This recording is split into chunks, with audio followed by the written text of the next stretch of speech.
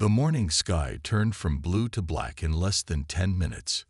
People stopped their cars, stepped out of their homes, and looked up with open mouths as massive ships blocked out the sun. They weren't like the flying saucers from old movies. These ships looked like dark metal clouds, stretching for miles across the sky. In Washington, D.C., the president's emergency meeting was cut short when the first attack began. Green beams of light shot down from the ships, turning military bases into smoking craters. The world's most advanced fighter jets launched into the sky, only to fall back to Earth like dead flies when the aliens turned their weapons on them. News channels tried to keep up with the reports coming in from around the world. London was under attack. Moscow had gone silent. Tokyo's defenses had failed. The aliens, who would later be known as the Greys, seemed to be everywhere at once. But while the world focused on the big cities, something interesting was happening in the small town of Pine Creek. With a population of just over 2,000 people, it wasn't the kind of place anyone expected would matter in an alien invasion. The town had one traffic light, 3 churches, and more tractors than cars. The closest thing they had to a military base was Old Bill's hunting cabin. The townspeople gathered in the community center, bringing whatever food and supplies they could carry. Mayor Tom, who usually spent his days worrying about potholes and noise complaints, now had to figure out how to protect his people from alien invaders. "Everyone stay calm," he said, his voice shaking slightly. "We've got enough supplies to last a while. The military will handle this." But as he spoke, the power went out, and the room fell into darkness. Outside, the alien ships appeared smaller than the ones attacking major cities, but they were no less frightening. They hummed with a sound that made dogs howl and babies cry. Their metal shells reflected the setting sun, making them look like they were made of liquid fire. The Greys had chosen Pine Creek for a reason. Their scans had shown it was a perfect location for a forward operating base, far enough from major military installations to avoid immediate counterattack, but close enough to important targets to be useful. What their scans didn't show was that this little town would become the starting point of their biggest nightmare. The first alien troops landed just as night fell. They moved with an eerie grace, their tall, thin bodies gliding over the ground as if they were floating. Their armor seemed to shift colors like oil on water, helping them blend into the shadows. Each soldier carried a weapon that looked too advanced to be real, glowing with a soft purple light. The local police, armed with nothing more than standard-issue pistols and 2 old shotguns, knew better than to fight. They helped people hide instead. Families crouched in basements, farm workers took shelter in barns, and everyone prayed that help would come soon. But on a small farm just outside of town, one person wasn't hiding.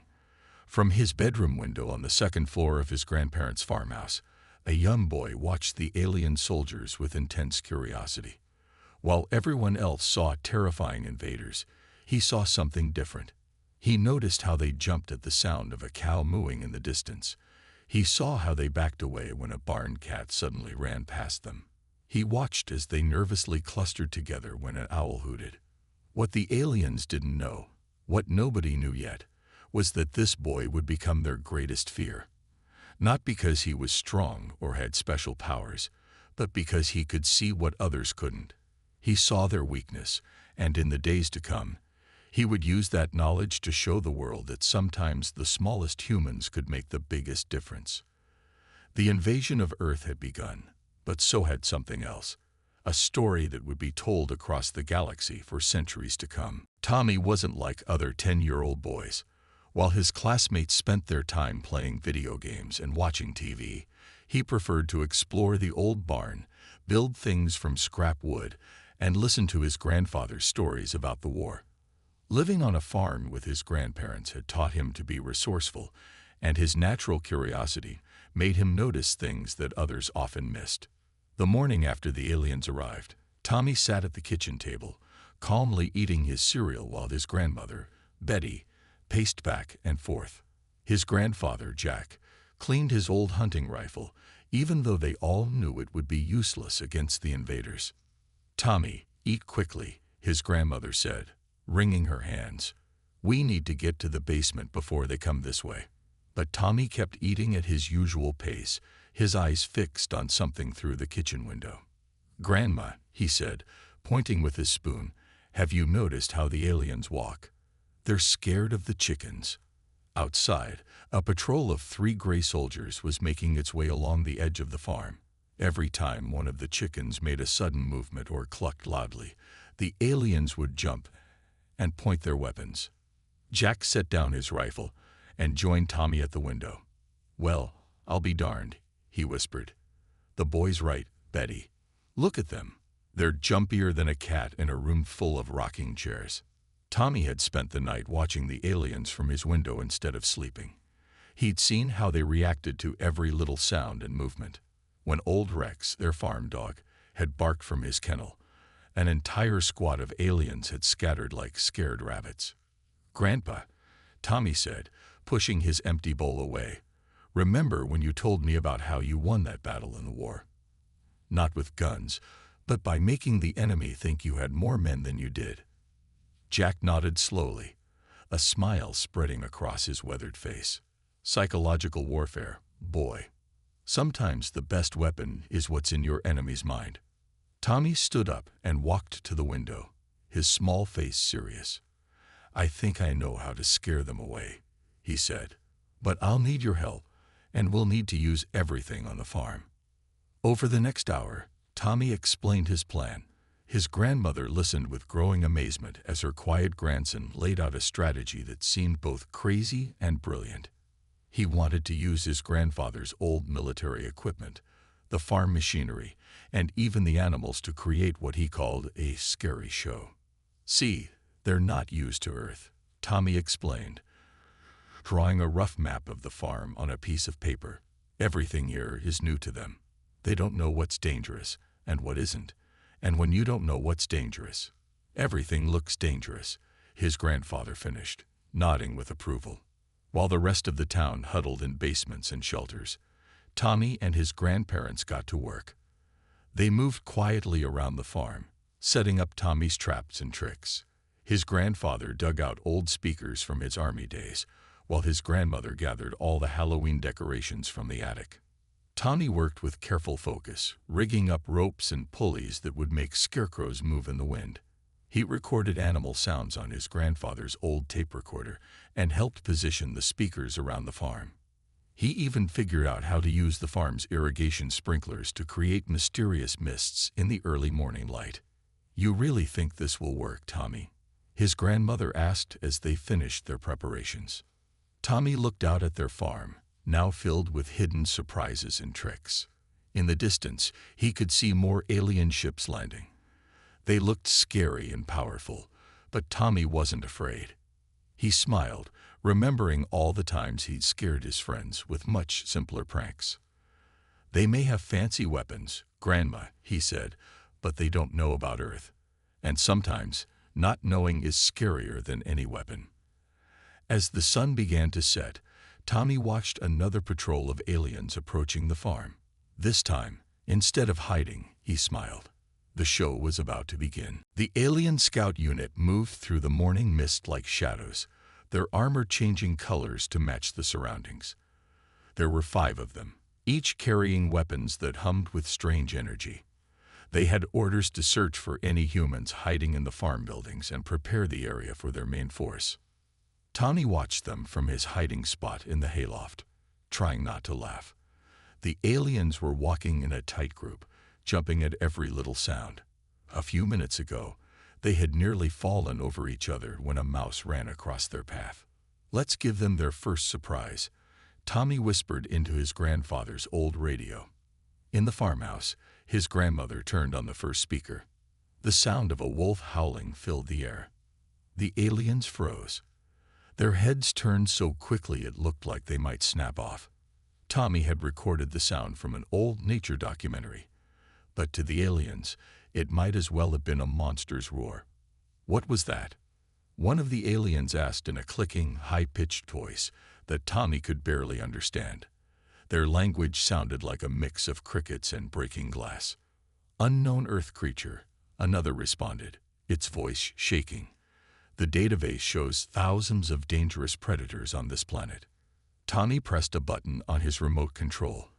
In the field behind the aliens, one of his grandfather's old scarecrows suddenly moved, pulled by fishing line. The aliens spun around, their weapons pointed at the swaying figure. Movement detected, one screamed. Possible Earth warrior.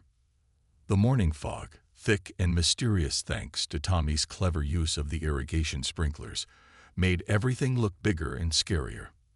The alien sensors, designed to detect energy weapons and advanced technology, were useless against Tommy's simple tricks. Then old Rex, who was part of Tommy's plan without knowing it, started barking from behind the barn. The deep booming sound echoed across the farm. At the same time, Tommy's grandmother played another recording, this time a mountain lion's scream. The alien scouts began to panic. They fired their weapons at shadows, hitting nothing but air and making themselves look foolish. Their advanced armor, which could stop bullets, did nothing to protect them from their growing fear. "This area is hostile," the lead alien shouted. "Multiple unknown creatures detected. Possible Earth defense mechanisms." Tommy watched as his grandfather added to the chaos by turning on the old tractor he had hidden behind the corn silo. The engine roared to life, and his grandfather had removed the muffler to make it extra loud. To the aliens, it sounded like some massive Earth beast was charging toward them. The scout unit didn't wait to see what was coming. They turned and ran, their long legs carrying them away from the farm, faster than any human could run. They left behind a piece of their equipment, some kind of scanner that looked like a silver baseball. Tommy climbed down from the hayloft, grinning from ear to ear. His grandfather came out from behind the silo, and his grandmother joined them from the house. All three looked at the alien device lying in the dirt. "Well, I'll be," his grandfather said, shaking his head. "You did it, boy. You scared them off without firing a single shot." Tommy picked up the alien scanner, studying it carefully. "They're not really brave," he said. "They just act brave because they have all this fancy equipment. But take that away, make them face something they don't understand." His grandmother hugged him tight. "You're a clever one, Tommy, but they'll be back, won't they? And next time they'll bring more soldiers." Tommy nodded, but he wasn't worried. "That's okay," he said, already thinking of new ideas. "Now we know for sure that they're afraid of Earth. All we have to do is make them more afraid." As if to emphasize his point, a flock of crows suddenly took off from the cornfield, their black wings filling the sky. In the distance, they could hear the aliens firing wildly at the birds, still running away from the farm that had become their worst nightmare. Tommy smiled. This was just the beginning. After the scouts ran away, Tommy knew they had to work fast. The aliens would return with a bigger force, and this time they needed to be ready. He spread his grandfather's old military maps across the kitchen table and marked them with colored pencils, just like he'd seen in war movies. "Here's what we're going to do," Tommy said, pointing to different spots on the map. His grandparents leaned in close, amazed at how their usually quiet grandson had turned into a tiny general. "We've got 4 barns, 6 fields, and lots of places to hide speakers and lights." His grandfather pulled out a box of old military gear from his army days. Inside were more speakers, some emergency flares, and even a few smoke grenades he'd kept as souvenirs. "These might come in handy," he said with a wink. Tommy's plan was bigger and better than before. He asked his grandmother to help record more animal sounds, not just wolves and mountain lions, but combinations of sounds that would seem alien even to the aliens. They mixed rooster calls with dog barks, added thunder recordings, and even included the strange noises their old tractor made when it needed oil. "The more confusing, the better," Tommy explained. "They don't know what's normal on Earth, so everything can be scary if we make it seem dangerous." They worked through the day, setting up Tommy's tricks. His grandfather helped him rig up more scarecrows, but these were special. They attached them to the windmill's spinning blades, so when the wind blew, It looked like dark figures were flying through the air. In the cornfield, they tied strings between the stalks so the corn would move even when there wasn't any wind. Tommy had an even cleverer idea for the barn. He took his grandmother's old disco ball from her dancing days and connected it to a motor.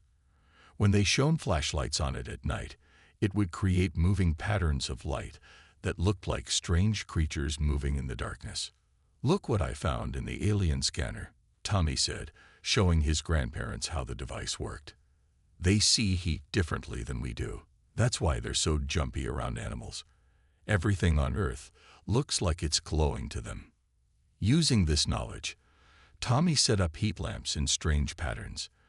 To the alien sensors, it would look like mysterious creatures were moving around the farm.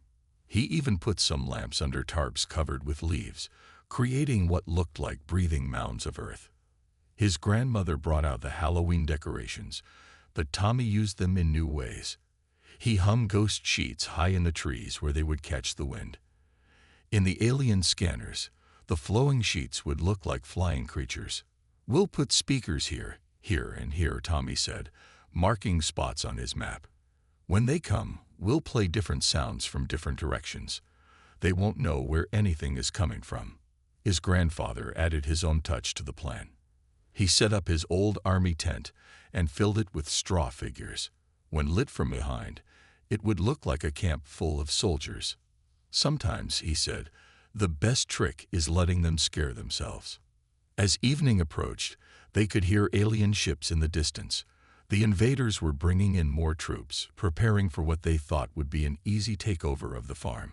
They didn't know that every shadow, every sound, and every movement would be part of Tommy's plan. "Are you sure this will work?" his grandmother asked, looking worried as she helped Tommy position the last of the speakers. Tommy checked his map one last time. Every part of the farm was ready. Every trick was set. Every scare was planned. He thought about how the scout unit had run away that morning, and he knew that with all these new tricks, the bigger force wouldn't stand a chance. "Trust me, Grandma," he said, folding up his map. "By tomorrow, these aliens will think our farm is the scariest place on Earth." The sun set behind the cornfield, and Tommy's grandfather turned on the first set of lights. The show was about to begin again, and this time, it would be unforgettable. The aliens arrived at midnight, their ships hovering silently above the farm. Tommy counted at least 50 soldiers, their armor glowing faintly in the darkness. This was no scout unit. This was a full attack force, armed with weapons that could turn buildings to dust. "Get ready," Tommy whispered into his radio. His grandmother was in the house basement, controlling the speakers. His grandfather waited in the barn, ready to turn on the windmill motors.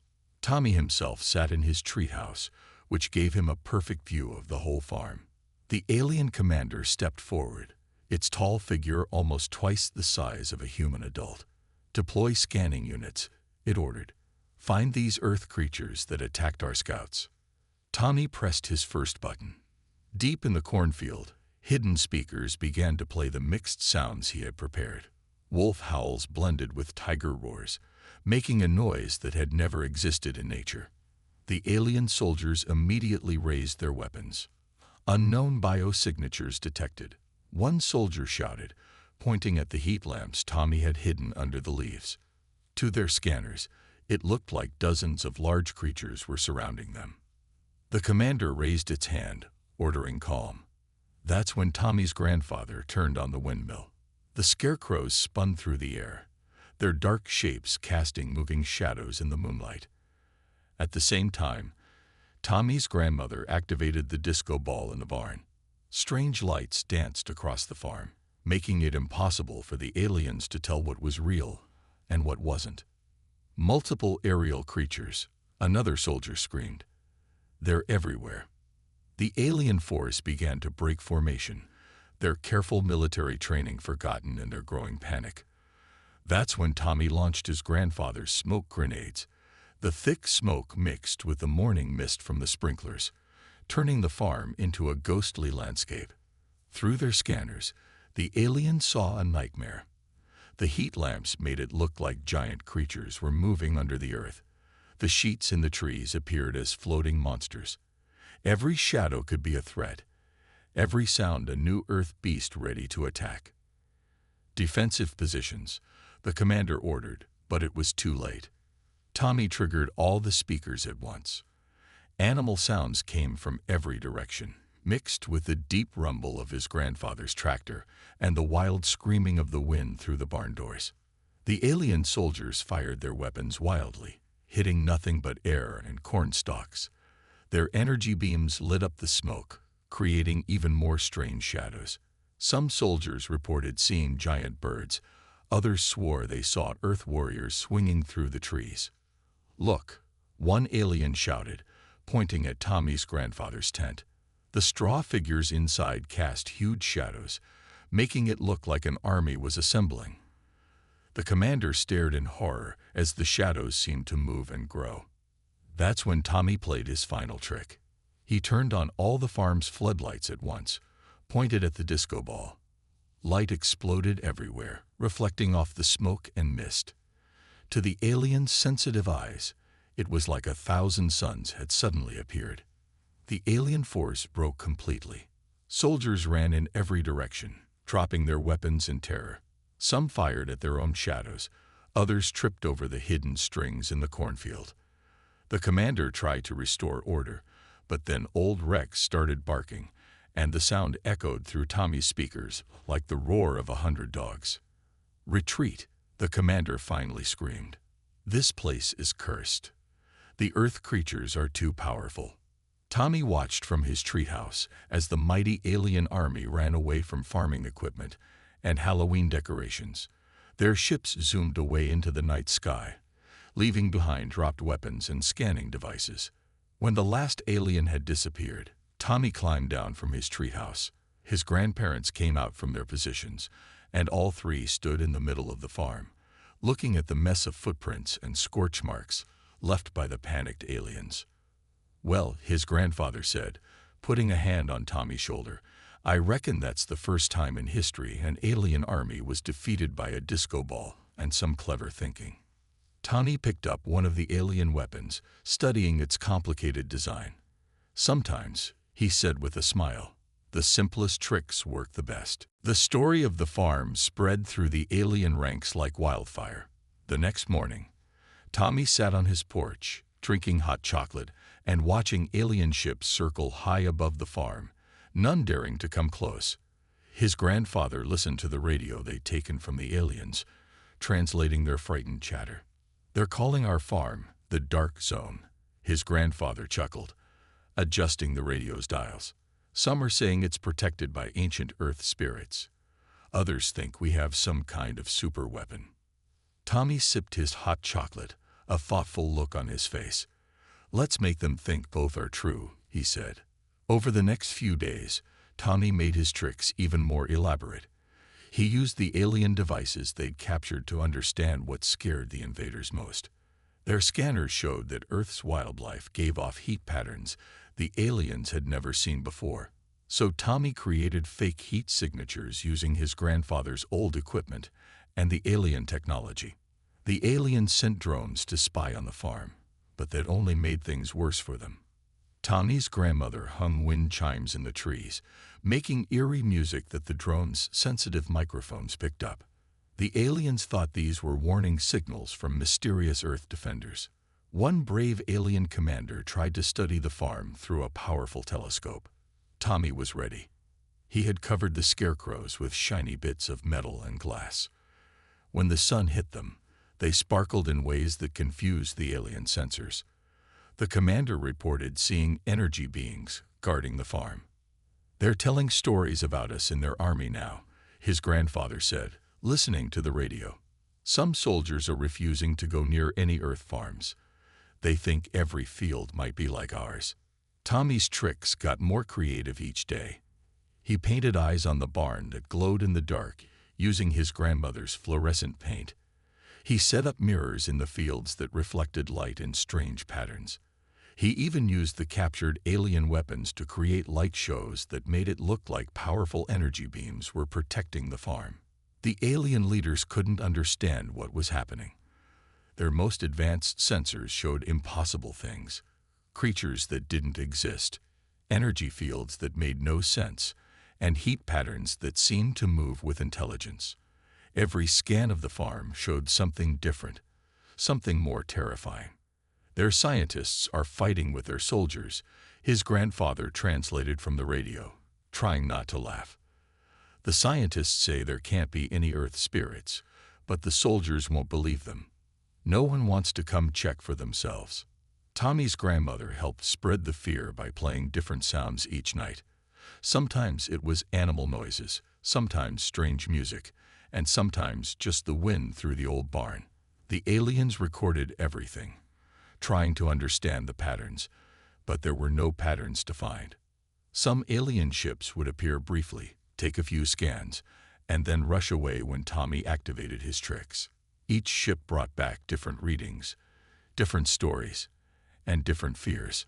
Soon, the aliens couldn't tell what was real and what wasn't. "They're saying the whole planet might be like this," his grandfather said one evening, as they watched the alien ships keep their distance. "They think every quiet place on Earth might be hiding something they can't understand." Tommy smiled as he added new decorations to his scarecrows. "That's the best trick of all," he said, making them scared of nothing. His grandmother brought out cookies and milk for him. "But you didn't use nothing, dear," she said. "You used their own fear against them." "Fear," his grandfather added, "is the strongest weapon sometimes. Your enemy's imagination can scare them more than any real weapon." As the sun set, Tommy looked at his farm with pride. The aliens might have had ships that could cross galaxies and weapons that could destroy cities, but they were running scared from party lights and sound effects. Sometimes, he thought, the simplest solutions worked best against the biggest problems. The aliens kept watching, kept scanning, and kept finding new things to fear. And Tommy kept thinking of new ways to make his farm the scariest place in their entire invasion. 3 weeks after Tommy's first encounter with the aliens, something amazing happened. The massive ships that had darkened Earth's skies began to disappear. One by one, they broke formation and left the planet's atmosphere, their mighty engines burning bright against the morning sky. Tommy sat on the farmhouse roof with his grandfather, watching the retreat through a pair of binoculars. The radio they'd taken from the aliens crackled with urgent messages. "Emergency withdrawal ordered," his grandfather translated, shaking his head in amazement. "Earth classified as Class X dangerous world. All forces must evacuate immediately." In the town of Pine Creek, people emerged from their shelters, looking up at the empty sky with confusion. Nobody could understand why the aliens had suddenly decided to leave. Nobody except Tommy and his grandparents. The next day, military vehicles arrived at the farm. Generals and scientists walked around, studying the simple tricks that had defeated an alien army. They found disco balls and speakers, scarecrows and wind chimes, mirrors and heat lamps. At first, they didn't believe it. "You mean to tell me," one general said, looking down at Tommy, "that you drove away an advanced alien civilization with Halloween decorations and farm equipment?" Tommy nodded, holding one of the alien weapons he collected. "They were scared of what they didn't understand," he explained. "And on Earth, there's a lot they didn't understand." The scientists studied the alien devices Tommy had captured. Through them, they learned that the aliens came from a world very different from Earth. Their planet had no large animals, no sudden weather changes, and no unexplained noises in the dark. Everything in their world was controlled and predictable. "The kid's a genius," one scientist said. "He figured out their weakness and used it perfectly." They weren't ready for Earth's chaos. News spread quickly. Reporters came from around the world to interview the boy who had outsmarted an alien army. Tommy didn't like all the attention, but he knew it was important to share what he'd learned. "Anyone could have done it," he told the reporters. "You just had to see how scared they were of normal things. Sometimes the best defense isn't fighting. It's making your enemy think twice about fighting you." The military created a new defense program based on Tommy's ideas. They called it Project Farmhouse, and it was designed to protect Earth from future alien invasions. But the funny thing was, they never needed to use it. Word spread through the galaxy about Earth. The aliens who had run away told stories about a planet protected by mysterious forces. They spoke of farms that came alive at night, of lights that danced with intelligence, and of sounds that could drive armies mad with fear. Other alien species marked Earth on their maps with warnings. Approach with extreme caution. Planet protected by unknown powers. Colonization impossible. Some even said the whole solar system should be avoided, just to be safe. A year later, Tommy's farm became a museum. People could tour the barns and fields where a child's imagination had defeated an alien army. The scarecrows still stood in the cornfields, the disco ball still hung in the barn, and sometimes, on quiet nights, Tommy's grandmother would still play those mixed-up animal sounds through the speakers. Tommy himself went back to being a normal kid, more or less. He still spent his days inventing things and thinking up new ideas. But now he knew something important, something that would stay with him for the rest of his life. It's not about having the biggest weapons, he told his grandfather one evening, as they sat on the porch watching the sunset. It's about understanding what makes people afraid and helping them realize they don't need to be. His grandfather nodded, looking proud. You didn't just save the farm, boy. You didn't even just save the Earth. You taught everyone something important. Sometimes the strongest weapon is right here, he said, tapping his temple.